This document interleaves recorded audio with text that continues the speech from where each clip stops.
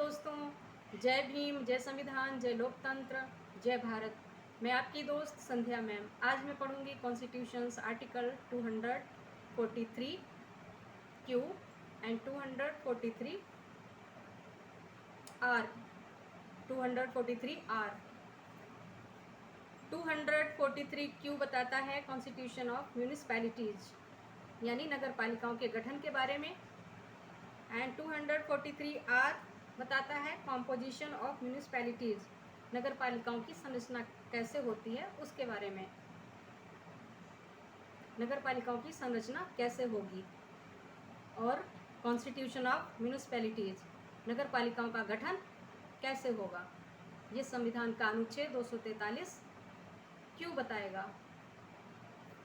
तो ठीक है,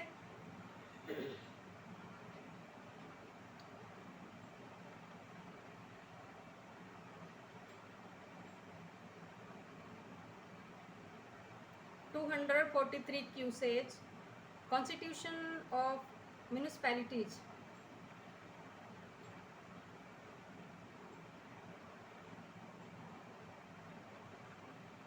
Number 1, there shall be constituted in every state a Nagar Panchayat by whatever name called for a transitional area, that is to say an area in transition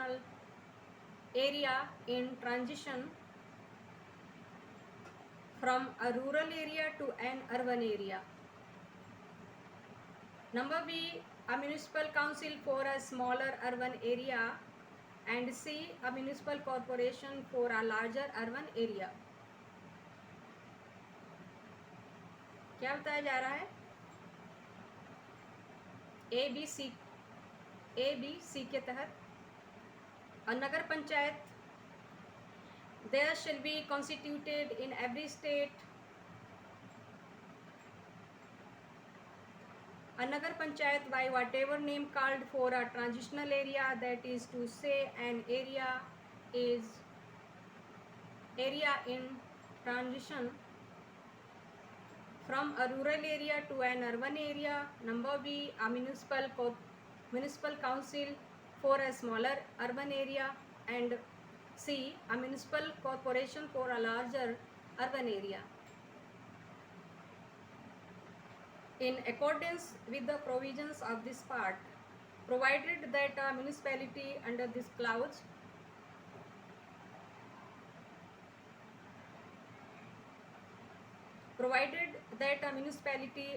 clause may not be constituted in such urban area or part thereof, as the governor may have in regard to the size of the area and municipal services being provided or proposed to be provided by an industrial establishment in that area, and such other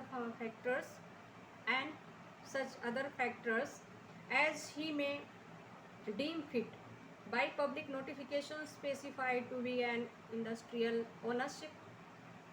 Number 2, in this article, a transitional area, a smaller urban area or a larger urban area means such area as the governor may have in regard to the population of the area, the density of the population therein, the revenue generated for local administration, the percentage of the employment in non-agricultural activities, the economic importance or such other factors as he may deem fit specify by public notification for the purposes of this part.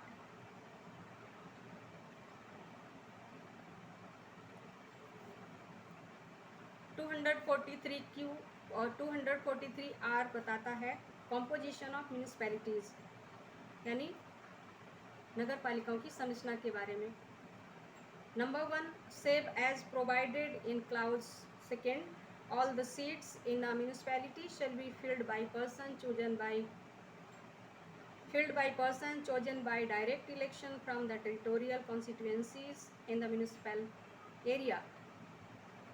क्या कह रहा है 243R, composition of municipalities. Number 1, save as provided in clause. Second, all the seats in a municipality shall be filled by persons chosen by direct election from the territorial constituencies in the municipal area, and for the purpose each municipal area shall be divided into territorial territorial constituencies to be known as wards. Municipal area shall be divided into territorial constituencies to be known as wards. Number 2, the legislature of a state may by law provide a for the representation in a municipality of 1. Persons having special knowledge or experience in municipal administration. Number 2, the members of the House of the People and the members of the Legislative Assembly of the state representing constituencies which comprise wholly or partially the municipal area.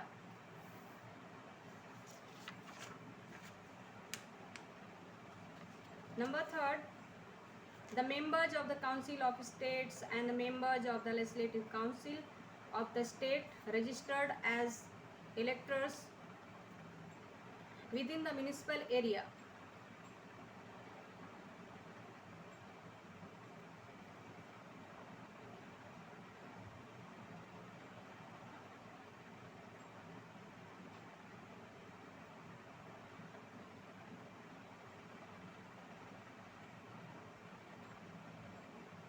Number 3, the members of the Council of States, that is the members of the Legislative Council of the state registered as electors within the municipal area. Number 4, the chairpersons of the committees constituted under clause 5th of the Article 243S, provided that the person referred in the paragraph F not have the right to vote in the meetings of the municipalities. No have the right to vote in the meetings of municipality. B, the manner of election of the chairperson of municipality. मैं हिंदी में पढ़ लेती हूँ इसका.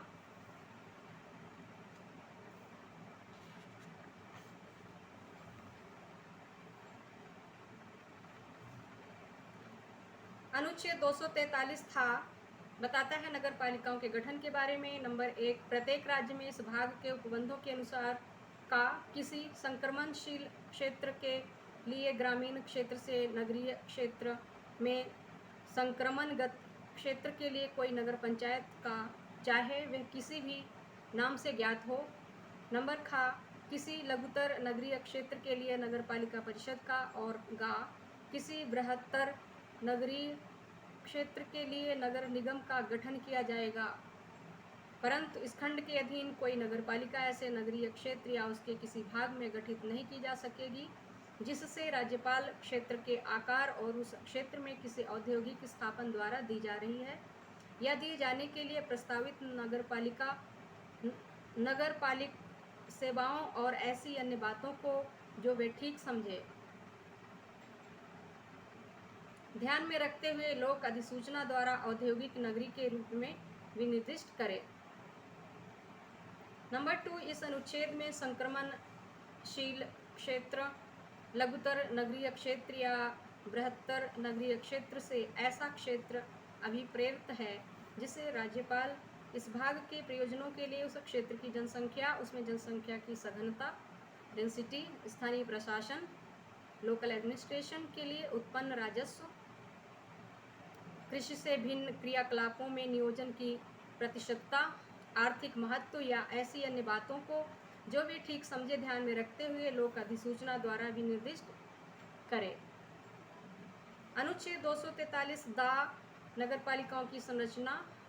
Number 1, खंड 2 में ऐसा उपबंधित है जिसके सिवाय किसी नगर पालिका के सभी स्थान नगर पालिका क्षेत्र में प्रादेशिक निर्वाचन क्षेत्रों से प्रत्यक्ष निर्वाचन द्वारा चुने हुए व्यक्तियों द्वारा भरे जाएंगे और इस प्रयोजन के लिए प्रत्येक नगर पालिका क्षेत्र को प्रादेशिक निर्वाचन क्षेत्रों में विभाजित किया जाएगा जो वार्ड के नाम से ज्ञात होंगे। नंबर 2, किसी राज्य का विधानमंडल विधि द्वारा। नंबर का नगरपालिका में। नंबर 1, नगरपालिका नंबर का के अंदर 3 पॉइंट्स हैं, first, second and third. First कहता है नगरपालिका प्रशासन का विशेष ज्ञान या अनुभव रखने वाले व्यक्तियों का नगरपालिका में किसी राज्य का विधानमंडल विधि द्वारा क्या करेगा, नगरपालिका में नगरपालिका प्रशासन का विशेष ज्ञान, जो नगरपालिका प्रशासन का जो विशेष ज्ञान रखता हो, विशेष ज्ञान या अनुभव रखने वाले व्यक्तियों को लिया जाएगा। लोकसभा के ऐसे सदस्यों का और राज्य की विधानसभा के ऐसे सदस्यों का जो उन निर्वाचन क्षेत्रों का प्रतिनिधित्व करते हैं। इनमें कोई नगरपालिका क्षेत्र पूर्णतः या भागतः समाविष्ट है।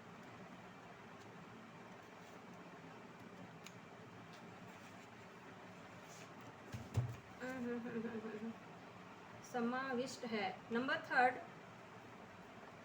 राज्यसभा के ऐसे सदस्यों का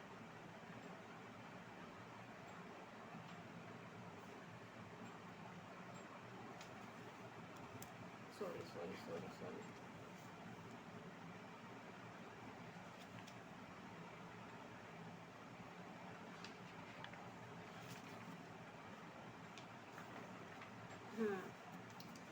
नंबर 3, राज्यसभा के ऐसे सदस्यों का और राज्य की विधान परिषद के ऐसे सदस्यों का जो नगरपालिका क्षेत्र के भीतर निर्वाचकों के रूप में रजिस्ट्रीकृत है। नंबर 4, अनुच्छेद 243 धा